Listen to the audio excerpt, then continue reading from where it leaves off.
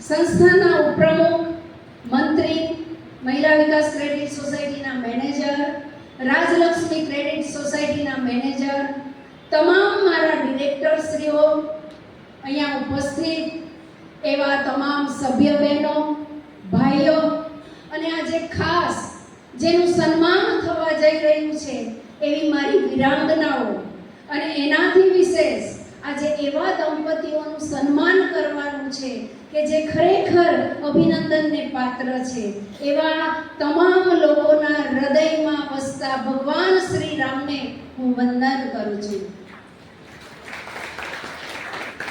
આજે કયો વાર છે છોકરાઓ? શનિવાર. કયા ભગવાનનો વાર છે? હનુમાન દાદા. હનુમાન દાદા કોની ભક્તિ કરે? ભગવાન શ્રી રામની. તો એક વખત જોરથી આપણે ભગવાન શ્રી રામનો ઘંટનાદ કરીશું. જય શ્રી રામ, જય જય શ્રી રામ.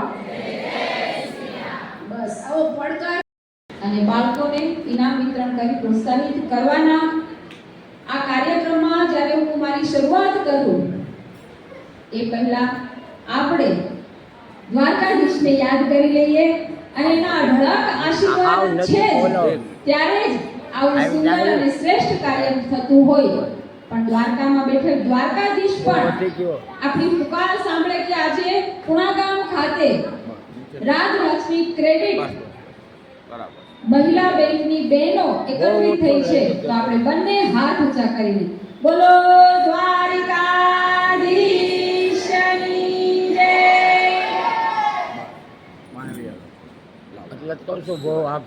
રાજલક્ષ્મી ક્રેડિટ મહિલા બેંક આ બેંકનું સ્થાપન અને એનું મૂળ અને એનું બીજ જો કોઈ હોય અને એને આજે વટનું સમાન બનાવ્યું હોય તો એ છે મારા ગુરુ આદરણીય શ્રી, અને જેમને જોઈને ખૂબ પ્રેરણા મળે અને મને પણ કામ કરવાની એમને જોવું એટલે એનર્જી આવી જાય અને જેને હજારો મહિલાઓને સશક્ત બનાવી છે, નિર્ભર બનાવી છે અને એક આત્મવિશ્વાસ જગાડવાનું જે કામ કર્યું છે એવા મારા ગુરુ આદરણીય શ્રી અને આ સંસ્થાના સ્થાપક અને જે મૂળ મજબૂત છે એવા આદરણીય શ્રી વર્ષાબેન ભટ્ટી અને એમની સમગ્ર ટીમ આ મંચ પર ઉપસ્થિત બ્રહ્માકુમારીના પૂજ્ય ગીતા દીદી અને મારી સામે ખૂબ મોટી સંખ્યામાં ઉપસ્થિત નારી શક્તિ સન્નારી સ્ત્રીઓ અને ખૂબ નાના ભૂલકાઓ, આપ સર્વને મારા જય દ્વારકાધીશ. મારા ગુરુ છે અને મારી પ્રશંસા કરવી જ પડે એ તો સ્વાભાવિક છે, પણ હું જ્યારે ત્રીજું એમની પાસે ભણતી હતી ને ત્યારે પણ એમને મેં સતત મહિલાઓની ચિંતા કરતા જોયા છે.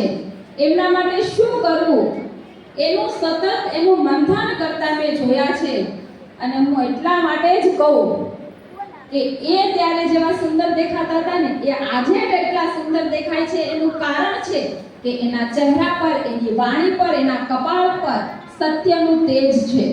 એ નિસ્વાર્થ ભાવે મહિલાઓના ઉત્થાન માટે, એના સશક્તિકરણ માટે નીકળ્યા છે ને એટલે ક્યાંય ને ક્યાંય કુદરતની શક્તિ પણ એની સાથે છે. અને હું આ તકે મારા દ્વારકાધીશને એટલી જ પ્રાર્થના કરું કે જેના થકી હજારો મહિલાઓ સશક્ત અને નિર્ભર બની છે ત્યારે એમનું સ્વાસ્થ્ય કાયમ સ્વસ્થ રાખજો, દીર્ઘાયુ આપજો અને આવા સત કાર્યો એમના હાથે સતત કરાવતા રહેજો. આજનો આ સુંદર મજાનો કાર્યક્રમ અને ખૂબ મોટી સંખ્યામાં નારી શક્તિ ઉપસ્થિત છે. વર્ષાબેને પણ ખૂબ સારી વાત કરી અને આજના સમયમાં જો મહત્વનું હોય તો જીવન જીવવા માટે બે પાસા ખૂબ મહત્વના છે. એક તો પોતાનું સ્વાસ્થ્ય. આપણા શાસ્ત્રોમાં પણ કહ્યું છે કે પહેલું સુખ એ શરીરનું. જો આપણું સ્વાસ્થ્ય સારું હશે તો આપણે ખૂબ સારા કામ કરશું. જે વ્યવસાય સાથે, જે બિઝનેસ સાથે જોડાયેલા છું અને પરિવાર સાથે જોડાયેલા છું તો આપણે સ્વસ્થ હશું તો પરિવારને પણ સ્વસ્થ રાખીશું. અને બીજું સૌથી અગત્યની આજના સમયમાં વાત હોય તો એ છે બચત. જે વાત કરી બેનશ્રીએ કે આ બચત આજના સમયમાં બચત પણ ખૂબ જરૂરી છે અને આ બચત કેમ કરવી એની કળા જન્મજાત ભગવાને સ્ત્રીઓને આપી છે અને બચત સ્ત્રીઓથી શ્રેષ્ઠ કોઈ કરી જ ના શકે. અને જ્યારે આ સંસ્થાના મૂળ સ્થાપક આદરણીય શ્રી વર્ષાબેન હોય એને એનો સ્વભાવ જ છે કે બહેનોને સશક્ત અને આત્મનિર્ભર કઈ રીતે કરવી, ત્યારે બચતનું ખૂબ સારું માધ્યમ એ રાજલક્ષ્મી અને વિકાસ ક્રેડિટ બેંક છે અને આનાથી બચત માટેનું સુંદર કોઈ સ્થાન હોય જ ના શકે. કારણ કે હું અવારનવાર કાર્યક્રમોમાં આવતી હોઉં છું, એમનું જે બહેનો સાથેનું જે કનેક્શન છે, જે સંકલન છે, આવી કોઈ બેંકોમાં હોતું નથી અને નાત જાતના ભેદભાવ વગરનું જે આ કાર્ય કરે છે ને એ અતિ ઉત્તમ અને શ્રેષ્ઠ છે. ત્યારે અહીં ખૂબ મોટી સંખ્યામાં માતાઓ ઉપસ્થિત છે. એટલું જ કહીશ કે તમારું સ્વાસ્થ્ય સાચવજો અને બચત કઈ રીતે કરવી અને આ બચત રાજલક્ષ્મી ક્રેડિટ સુધી કઈ રીતે પહોંચાડીને એને ડબલ કરવી એનું સતત ચિંતન સાથે આગળ વધજો.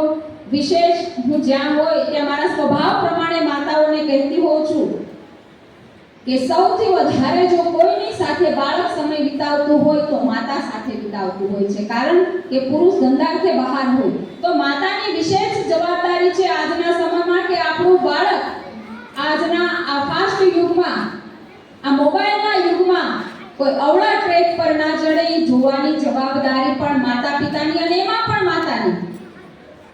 તો આપણે વિશેષ એના ઘડતર, એના સંસ્કાર અને એના ધર્મ પ્રત્યે પણ આપણે ધ્યાન રાખીએ. કેવા નાના નાના સંકલ્પ, હું કાયમ એવું કહેતી હોઉં કે ઘરમાં હંમેશા ભક્તિનો માહોલ હોવો જોઈએ. વડીલોનું સન્માન તમારે બાળકોને શીખવવાનું છે અને ઘરેથી નીકળે તો માતા પિતાને પ્રણામ કરીને નીકળે, પર્યાવરણનું જતન કરે, ટ્રાફિકના નિયમોનું પાલન કરે અને જીવનમાં જો આવા સંકલ્પ સાથે વધશે ને તો તમારું આ શ્રેષ્ઠ બાળક એ શ્રેષ્ઠ નાગરિક બનશે અને આમાંથી જ કોઈ doctor, engineer, IAS, collector, officer બનશે. અને એટલા માટે જ માતાને નિર્માતા કહી છે અને આ માતા નિર્માતા છે ને એટલા માટે જ કૃષ્ણને કે શ્રી પ્રભુ રામને પણ ધરતી પર આવવા માટે માના ખોળાની જરૂર પડી છે.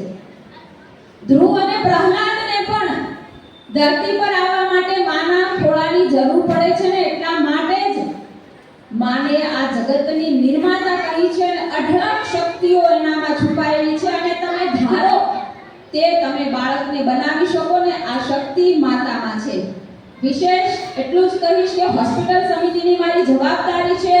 મારા ગયા વખત કેવા પર મારા ગુરુએ મારા પાસે બહુ જાતિ આ બે બેંકોથી આજે મારા પાસે હજુથી 3 કરોડની પ્રોપર્ટી છે અને આપણે વિચારો છો અને દર મહિને હું 25,000 હપ્તો બે બેંકમાં ભરું, 25,000 અને મારા હપ્તા જાય દર મહિને બે બેંકમાં 1 લાખ રૂપિયા. કારણ કે આજે લાખ રૂપિયા ઉપરની મારી કમાણી છે તો હું બેંકમાં ભરી જાઉં છું અને 1 લાખ રૂપિયા જેટલું ભાડું આવે એ હું બેંકમાં ભરું છું. તો દર મહિને કેટલા મારા થયા 2 લાખ અને હું પોતે 2.5-4 લાખ રૂપિયા હું કમાઉં છું. એ અમારું ઘર પરિવાર આવે છે અને શાંતિથી બાળ બચ્ચા મોટા કરીએ છીએ. અને મારે એક વિનંતી તમામ બહેનોને કહેવાનું કે કોઈ પણ તમારા ઘરના જો ઘર ખર્ચ ઉપાડવા આ લોન લેતા હોય તો લોનનું તમારે કેન્સલ રાખવાનું. 1 લાખ તમે લોન લેતા નથી, મેં કમસે કમ 60,000 જેવી અને 60 લાખ જેવી તમામ બહેનોને એટલું કહું છું. આ એક મારા ઘરના